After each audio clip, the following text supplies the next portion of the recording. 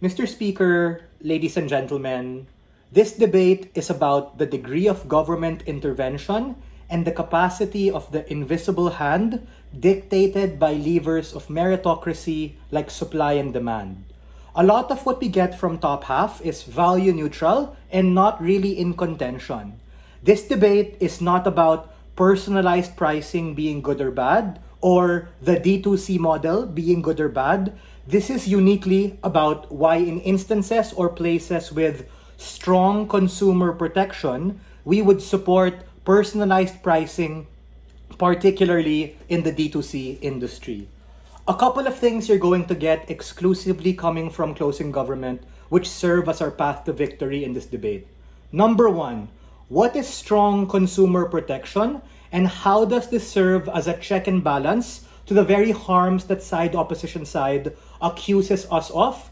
This is a vertical extension of OG because they were correct to say that profit maximization is the goal, but the nuance to what strong consumer protection is, which I raised in my POI, has to be explored. They were correct at best but jumped the gun. Number two, I am going to explain why personalized pricing in a strong consumer protection environment creates an incentive structure for D2C companies to do it properly, and at the same time creates a disincentive structure for malevolent or nefarious state actors or actors within that corner, maybe startups or big corporations who want to cut corners or do things like maximize greed and do bad stuff, are going to be disincentivized to do so, something that opening missed in their comparative. And thirdly, I'm going to make out what exactly supporting looks like and how we can have a better world for the consumer and for commerce and businesses. First, what exactly is strong consumer protection? A, laws domestically and internationally that protect the consumer and also affect our capacity to do fair trade for imports and exports. This looks like, but is not limited to, strict and stringent data privacy laws given the rise of AI algos that want to siphon your data and the advent of online digital businesses that collect, process, store, and use your particular data. B, carrot and the stick approach, meaning penalties and fines for D2C businesses that actually skirt the law and subsidies and tax cuts for D2C businesses that follow the law.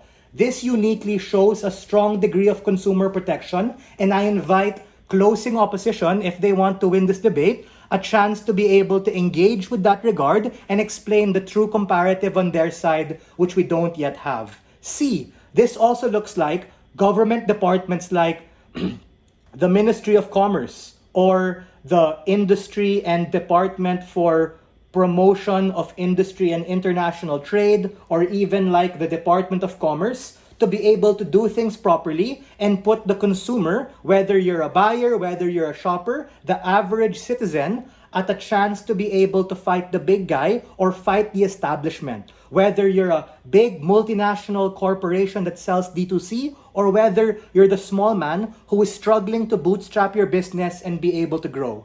My POI to opening opposition breaks their frame because I tried to question the lens of what these particular things do, and as an average person, this debate is not about being forced to buy because people have free will. It's not like I have a gun to their head to tell them to buy. People are free to buy if they deem that benefit to be good to them, even if there's an increase in prices. But if they do not want to do that, they cannot buy. We think in instances where there's a data leak or something bad happens to you, then ultimately you're going to get slapped on by a fine because of places that actually have a strong consumer protection program, just like in developed nations like in North America or in Canada. Before that, go ahead, whoever is their POI, before I move on to my second point.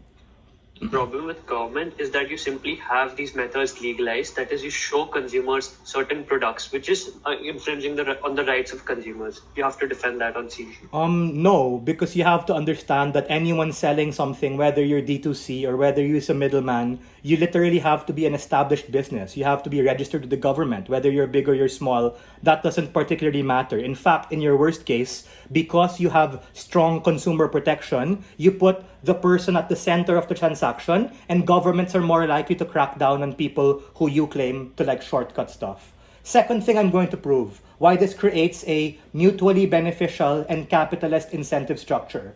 How exactly does this happen? This looks like the levers of the invisible hand, absent any form of government intervention, just to do things properly. And this actually boxes out a lot of the harms that side opposition talks about. A, if you price too high because you're greedy, at some point no one's gonna buy, they're gonna buy from your competitor, you're gonna go out of business. B, if you price too low because you're a startup and you don't know how to position yourself, at some point you're going to go broke and out of business. That is to say, because of the levers of supply and demand, personalized pricing at its best is likely to be equitable, logical, meritocratic, and fair. Meaning, we shift the demand and supply curve at the point in which we have equilibrium, and that's exactly the beauty of capitalism and the free market. This happens amidst the backdrop of strong consumer protectionism that bolsters these very capacities and hedges against the harms of capitalism. Third and most importantly, a vertical extension and explanation of what exactly supporting looks like. 3 ways. A, continued government support of the carrot and the stick approach to continue this to happen so that we're able to unlock opening impact of profit maximization while you bridge it with what I said.